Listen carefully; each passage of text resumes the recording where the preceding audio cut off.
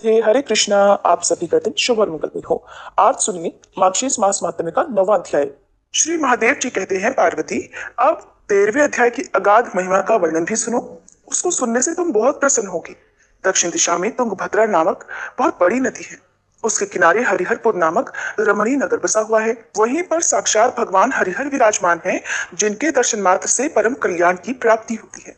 हरिहरपुर में हरिदीक्षित नामक एक क्षत्रिय ब्राह्मण रहा करते थे, जो तपस्या और स्वाध्याय में संलग्न तथा वेदों के पारगामी विद्वान थे। उनकी पत्नी थी, जिसे लोग दुराचारा कहकर पुकारते थे। अपने नाम के अनुसार ही उसके कर्म भी थे। वह सदा पति को कुवाची कहती थी। उसने कभी भी उनके साथ शयन नहीं किया। पति से संबंध रखने वाले जितने लोग घर पर आते, उन सबको डांटती और स्वयं कामोन्मत्त होकर निरंतर व्यभिचारियों के साथ रमण किया करती थी। एक दिन नगर को इधर उधर आते जाते हुए पूर्ववासियों से भरा देखकर उसने निर्जन और दुर्गम वन में अपने लिए संकेत स्थान बना लिया। एक समय रात में किसी कामी को न पाकर वह घर के किवाड़ खोलकर नगर से बाहर संकेत स्थान पर चली गई। उस समय उसका चित्त काम से मोहित हो रहा था।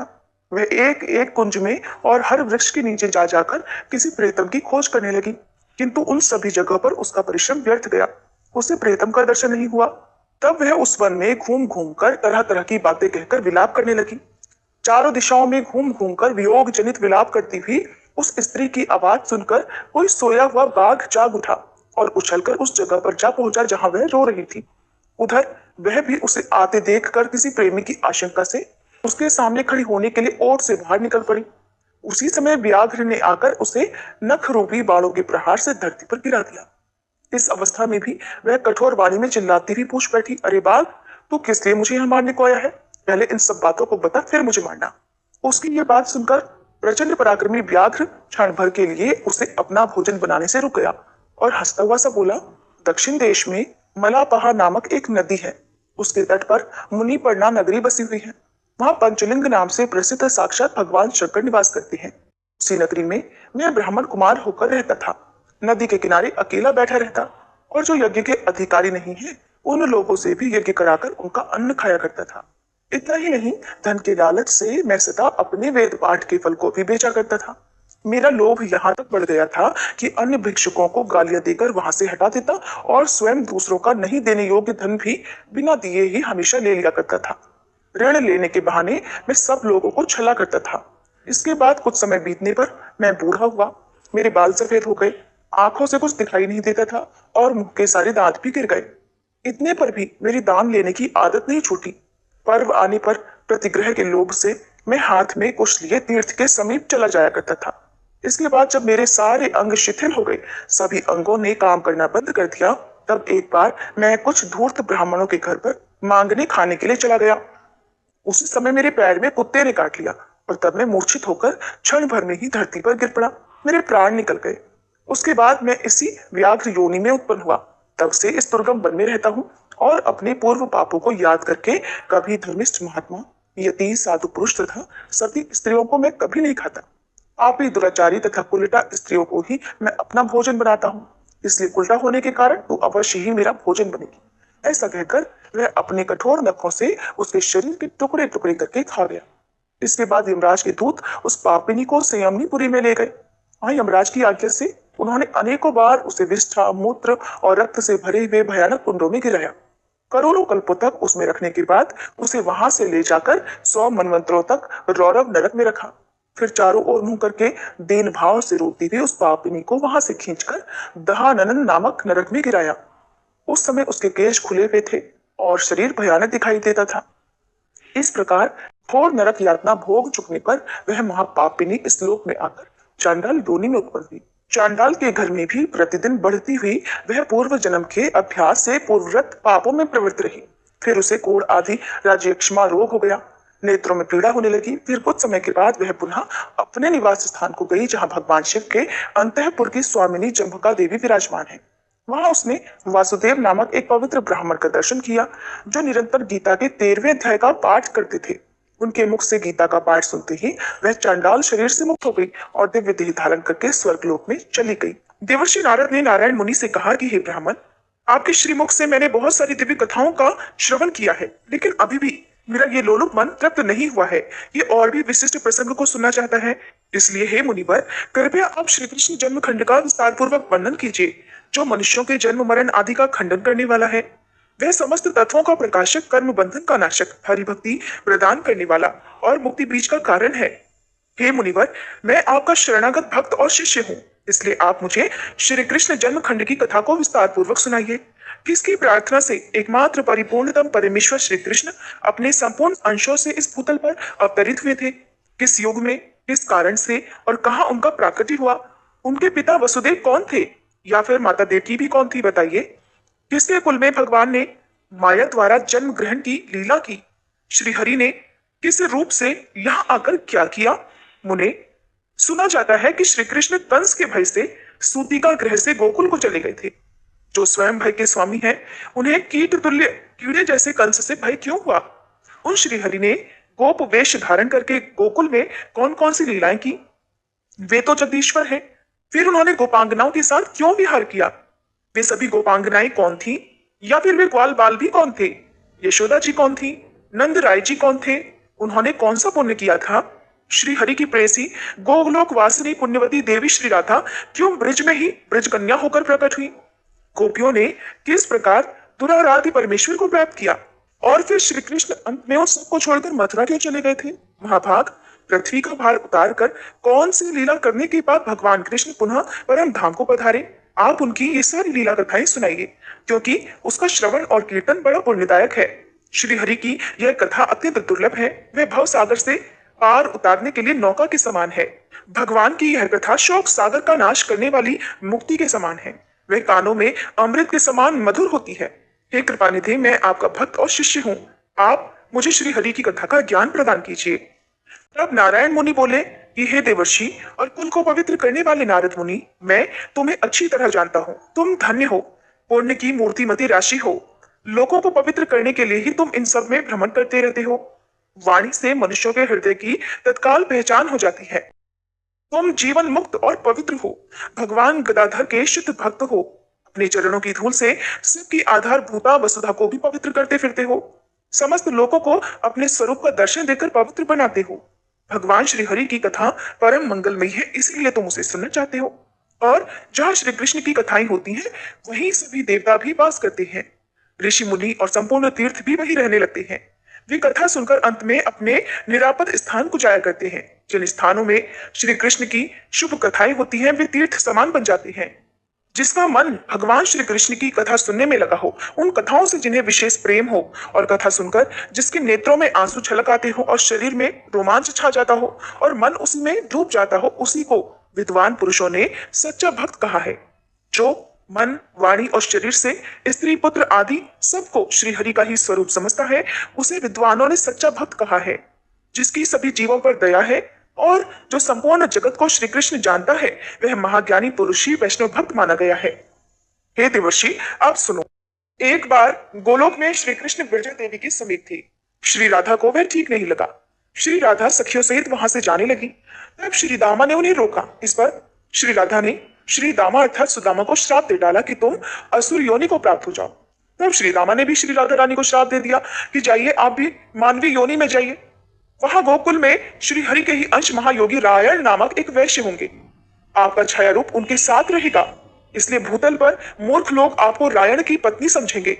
श्री हरि के साथ कुछ समय आपका विछोह होगा। एक दूसरे को श्राप देने के बाद श्री दामा और श्री राधा दोनों को ही क्षोभ हुआ, दुख हुआ। तब श्री कृष्ण ने श्री दामा को सांत्वना देकर कहा कि तुम त्रिभुवन विजेता सर्वश्रेष्ठ शंखचूर्ण नामक असुर होगे और अंत में श्री शंकर जी के त्रिशूल से भिन्न देह होकर यहाँ मेरे पास वापस लौट आओगे। श्री राधा को बड़े प्रेम के साथ हृदय से लगाकर भगवान ने कहा कि 12 कल्प में मैं पृथ्वी पर जाऊंगा और ब्रज में जाकर वहां के पवित्र काननों में तुम्हारे साथ विहार किया करूंगा। मेरे रहते तुम्हें क्या भय है? उधर बिरजा देवी नदी हो गई और उनके श्री कृष्ण के द्वारा जो 7 सुंदर पुत्र हुए थे, वे लवण, इक्षु, सुरा, घृत, दधि, दुग्ध और जलरूप 7 समुद्र हो गए। ये सब श्री राधा रानी और श्री कृष्ण की ही लीला है, जो ब्रज में परम दिव्य पवित्रता विलक्षण प्रेम रस धारा बहाने के लिए निमित्त रूप से की गई थी। इसी कारण से लीलामय श्री राधा और श्री कृष्ण वराह कल्प में पृथ्वी पर अवतरित हुए थे। श्री राधा रानी गोकुल में वृषभानु के घर प्रकट हुई और यह कथा तो आप पहले भी इस अध्याय से पहले सुन चुके हैं। तो अब आगे की कथा जानिए। नारद जी ने कहा, हे वेद वेताओं में श्रेष्ठ नारायण जी, किसकी प्रार्थना और किस कारण जगदीश्वर श्री कृष्ण ने इस भूतल पर अवतार लिया था? तब श्री नारायण जी कहने लगे, प्राचीन समय की बात है। 12 कल्प में पृथ्वी असुरों के अधिक भार से आक्रांत हो गई थी, संतप्त हो गई थी। इसलिए शोक से पीड़ित होकर वह ब्रह्मा जी की शरण में गई। उसके साथ साथ असुरों द्वारा सताए गए देवता भी थे, जिनका मन अत्यंत उद्वेग हो रहा था, परेशान हो रहा था। पृथ्वी उन देवताओं के साथ श्री ब्रह्मा जी की दुर्गम सभा में गई। वहां उसने देखा कि देवेश्वर ब्रह्मा जी ब्रह्म तेज से जाजल्यमान हो रहे हैं और बड़े बड़े ऋषि मुनि, मुनीन्द्र और सिद्धेंद्र गण उनकी सेवा में उपस्थित हैं। ब्रह्मा जी कृष्ण इस 2 अक्षर के परम ब्रह्म स्वरूप मंत्र का जप कर रहे थे। उनके नेत्र उस समय भक्ति जनित आनंद के आंसुओं से भरे हुए थे और उनके पूरे शरीर में रोमांच हुआ था। हे मुने, देवताओं सहित पृथ्वी ने भक्तिभाव से चतुरानन को प्रणाम किया और दैत्यों के भार आदि का सारा वृतांत उन्हें कह सुनाया। आंसू भरे नेत्रों और पुलकित शरीर से वे ब्रह्मा जी की स्तुति और रोदन करने लगी, अर्थात रोते हुए वे ब्रह्मा जी से स्तुति करने लगी।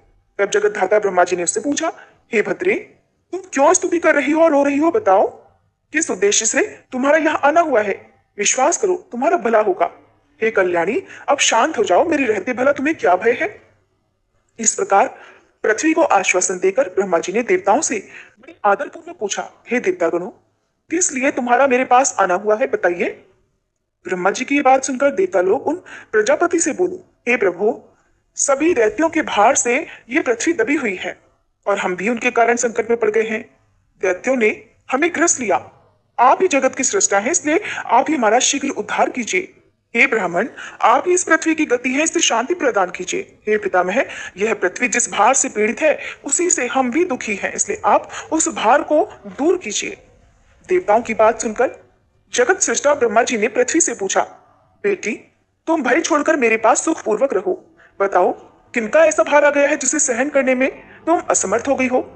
भद्रे, मैं उस भार को दूर करूंगा और निश्चय ही तुम्हारा भला भी होगा। ब्रह्मा जी का ये वचन सुनकर पृथ्वी के मुख पर और नेत्रों में प्रसन्नता छा गई। वह जिस जिस कारण से इस तरह पीड़ित थी, अपनी पीड़ा की उस कथा को कहने लगी। तात सुनिए, मैं अपने मन की व्यथा बता रही हूँ। विश्वासी बंधु बांधव के सिवा दूसरे किसी को भी मैं ये बात नहीं बता सकती, क्योंकि स्त्री जाति अबला होती है। अपने सगे बंधु, पिता, पति और पुत्र सदा उसकी रक्षा करते हैं, परंतु दूसरे लोग निश्चय ही उसकी निंदा करने लगते हैं। जगत पिता, आपने मेरी सृष्टि की है, इसलिए आपसे अपने मन की बात कहने में मुझे कोई संकोच नहीं है। मैं जिनके भार से पीड़ित हुई हूं, अब उनका परिचय देती हूँ, सुनिए। जो श्री कृष्ण भक्ति से हीन है और जो श्री कृष्ण भक्त की निंदा करते हैं, उन महापात की मनुष्यों का भार वहन करने में अब मैं सर्वथा असमर्थ हो गई हूँ। जो अपने धर्म के आचरण से शून्य और नित्य कर्म से रहित हैं, जिनकी वेदों में श्रद्धा नहीं है, उनके भार से मैं पीड़ित हूँ। जो माता पिता, गुरु, पत्नी, पुत्र और पौष्य वर्ग का पालन पोषण नहीं करते हैं, उनका भार वहन करने में मैं असमर्थ हूँ। हे पिताश्री, जो झूठ बोलते हैं, जिनमें दया और सत्य का अभाव है, और जो गुरुजनों और देवताओं की निंदा करते हैं, उनके भार से मुझे बड़ी पीड़ा होती है। जो मित्रों से द्रोह करते हैं, दूसरों का एहसान नहीं मानते, झूठी गवाही देते हैं, विश्वासघाती और धरोहर हड़प लेने वाले हैं, उनके भार से भी मैं पीड़ित रहती हूँ। जो कल्याण में सूक्तों, साम मंत्रों और एकमात्र मंगलकारी श्री हरि के नामों का विक्रय करते हैं, उन्हें बेचते हैं, उनके भार से मुझे बड़ा कष्ट होता है। हे पितामह, शंखचूर्ण के भार से जिस तरह मैं पीड़ित थी, उससे भी अधिक दैत्यों के भार से मैं पीड़ित हूँ। प्रभु, ये सब कष्ट मैंने आपसे कह सुनाया, यही मुझे अनाथा का निवेदन है। अगर आपसे मैं सनात हूँ, तो आप मेरे इस कष्ट के निवारण का कोई उपाय कीजिए। ऐसा कहकर पृथ्वी अर्थात वसुधा बार बार रोने लगी। उनका रोना सुनकर कृपा निधान ब्रह्मा जी ने उससे कहा कि हे वसुधे, तुम्हारे ऊपर जो दस्युभूत राजाओं का भार आ गया है, मैं किसी उपाय से अवश्य ही उसे हटाऊंगा अवश्य। पृथ्वी को इस प्रकार आश्वासन देकर देवताओं सहित जगतधाता ब्रह्मा जी भगवान शंकर के निवास स्थान कैलाश पर्वत पर गए। वहां पहुंचकर विधाता ने कैलाश के रमणीय आश्रम और भगवान शंकर को देखा। वे गंगा जी के तट पर अक्षय वट के नीचे बैठे हुए थे। उन्होंने व्याघ्र चर्म धारण कर रखा था। दक्ष कन्या की हड्डियों के आभूषण से वे विभूषित हो रहे थे। उन्होंने हाथों में त्रिशूल और पट्टिश धारण कर रखे थे। उनके 5 मुख और प्रत्येक मुख में 3-3 नेत्र थे। अनेकानेक सिद्धों ने उन्हें घेर रखा था। वे योगेंद्र गण से सेवित हो रहे थे और कौतूहल पूर्वक गंधर्वों का संगीत सुन रहे थे। साथ ही अपनी ओर देखती हुई पार्वती की ओर प्रेम पूर्वक तिरछी नजर से भी देख लिया करते थे। अपने 5 मुखों द्वारा श्री हरि के एकमात्र मंगल नाम का जप करते थे। गंगा जी में उत्पन्न कमलों के बीजों की माला से जप करते समय उनके शरीर में रोमांच हुआ था। उसी समय ब्रह्मा जी पृथ्वी तथा नतमस्तक देव समूहों के साथ महादेव जी के सामने जा खड़े हुए। जगत गुरु को आया देख भगवान शंकर शीघ्र ही भक्ति भाव से उठकर खड़े हो गए। उन्होंने प्रेम पूर्वक मस्तक झुकाकर उन्हें प्रणाम किया और उनका आशीर्वाद प्राप्त किया। फिर सब देवताओं ने तथा पृथ्वी ने भी भक्ति भाव से चंद्रशेखर शिव को प्रणाम किया और शिव जी ने उन सभी को आशीर्वाद दिया। प्रजापति ब्रह्मा जी ने पार्वती नाथ शिव जी से सारा वृतांत कह सुनाया, जिसे सुनकर भक्त वत्सल शंकर जी ने तुरंत ही मुंह नीचे कर लिया। भक्तों पर कष्ट आया सुनकर पार्वती जी और परमेश्वर शिव को बड़ा दुख हुआ। फिर वहां ब्रह्मा जी और शिव ने देव समूहों और वसुधा को यत्न पूर्वक सांत्वना देकर घर को वापस लौटा दिया। फिर वे दोनों देवेश्वर तुरंत धर्म के घर आए। उनके साथ विचार विमर्श करके वे तीनों श्री हरि के धाम को चल दिए। भगवान के उस परम धाम का नाम बैकुंठ है और वह जरा और मृत्यु को दूर भगाने वाला है। ब्रह्मांड से ऊपर उसकी स्थिति है। वहां पहुंचकर सभी ने भगवान श्री हरि की स्तुति की। देवताओं की स्तुति सुनकर साक्षात श्री हरि ने उनसे कहा कि तुम सब लोग अब गोलोक को जाओ, पीछे से मैं भी लक्ष्मी जी के साथ आऊंगा। श्वेत द्वीप निवासी वे नर और नारायण मुनि और सरस्वती देवी ये सभी गोलोक में जाएंगे। अनंत शेषनाग, मेरी माया, कार्तिकेय, गणेश और वेद माता सावित्री ये सब पीछे से निश्चित ही वहां जाएंगे। वहां मैं गोपियों और राधा के साथ द्विभुज श्री कृष्ण रूप से निवास करता हूँ। यहाँ सुनंद आदि पार्षदों और लक्ष्मी जी के साथ रहता हूँ। नारायण, श्री कृष्ण और श्वेत द्वीप निवासी विष्णु मैं ही हूँ। ब्रह्मा आदि अन्य संपूर्ण देवता मेरी ही कलाएं हैं। तुम सब लोग गोलोक को जाओ, वहां तुम्हारे अभिष्ट कार्य की सिद्धि होगी। फिर हम लोग भी सबकी इष्ट सिद्धि के लिए वहां आ जाएंगे। ऐसा कहकर श्री हरि उस सभा में मौन हो गए। तब उन सभी देवताओं ने उन्हें प्रणाम किया और वहां से अद्भुत गोलोक की यात्रा की। वह उत्कृष्ट और विचित्र परम धाम जरा और मृत्यु को भी हर लेने वाला है। वह अगम्य लोक बैकुंठ लोक से 50 करोड़ योजन ऊपर है और भगवान श्री कृष्ण की इच्छा से बना हुआ है। उसका कोई भी बाह्य आधार नहीं है। श्री कृष्ण ही वायु रूप से उसे धारण करते हैं। वे ब्रह्मादि देवता उस अनिर्वचनीय लोक की ओर जाने के लिए उन्मुख होकर चल दिए। उन सब की गति मन के समान तेज थी, इसलिए वे सब के सब विरजा के तट पर जा पहुंचे।